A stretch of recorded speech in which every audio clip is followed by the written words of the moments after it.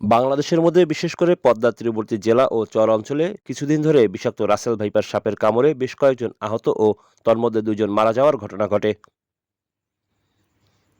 যার ফলশ্রুতিতে এখন দেশের সব জেলাতেই চলছে রাসেল ভাইপার সাপের আতঙ্ক।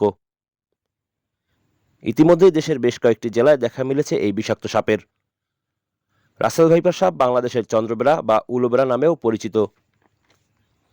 বাংলাদেশে যত প্রকার সাপ রয়েছে তার মধ্যে এটি সবচেয়ে বেশি বিষাক্ত। এই সাপের কামড়ে শরীরের বিষ ছড়িয়ে অঙ্গহানি, ক্রমাগত রক্তপাত, রক্ত জমাট বাঁধা, স্নায়ু বৈকল্য, চোখ ভারী হয়ে যাওয়া, পক্ষাঘাত, কিডনির ক্ষতিসহ বিভিন্ন ধরনের শারীরিক উপসর্গ দেখা যেতে পারে। তবে এই প্রজাতির সাপটি বাংলাদেশ থেকে বহু বছর আগে বিলুপ্ত হয়ে গিয়েছিল বলে ধারণা করা হচ্ছিল, কিন্তু হঠাৎ করে গত 10 থেকে 12 বছর আগে আবারও এই সাপের কামড়ের ঘটনার তথ্য ও প্রমাণ পাওয়া যায়। কিভাবে আবার এই সাপের পুনরাবৃত্তি হয়েছে তা নিয়ে এখন গবেষণা চলছে। তবে এই সাপ থেকে মানুষের ঝুঁকির বিষয়ে গবেষণা করেছেন চট্টগ্রাম বিশ্ববিদ্যালয়ের প্রাণিবিদ্যা বিভাগের অধ্যাপক ফরিদ আহসান। 2013 সাল থেকে 2016 সাল পর্যন্ত বাংলাদেশের বিভিন্ন এলাকায় 20টি রাসেল ভাইপার সাপের ধ্বংসনের ঘটনা বিশ্লেষণ করে গবেষণাটি 2018 সালে প্রকাশিত হয় journal of the Asiatic society বাংলাদেশে। এই গবেষণায় উঠে আসে যে বাংলাদেশের 64 জেলার মধ্যে 17টি জেলাতে এই রাসেল ভাইপারের উপস্থিতি রয়েছে এবং ওই প্রজাতির সাপ সবচেয়ে বেশি ছিল রাজশাহী ও চাঁপাইনবাবগঞ্জ এলাকায়।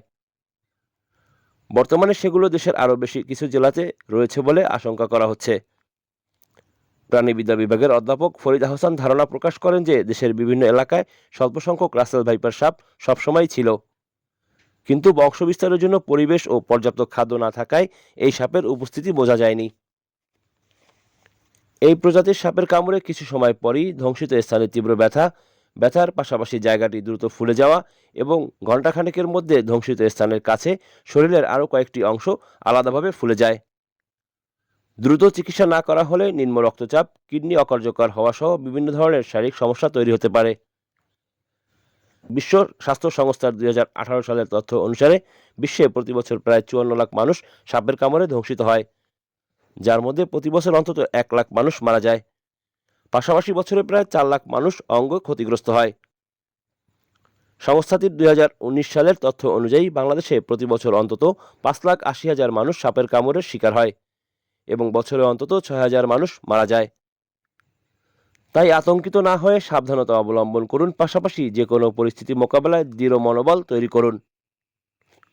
কাজী রনি, সংবাদ 24।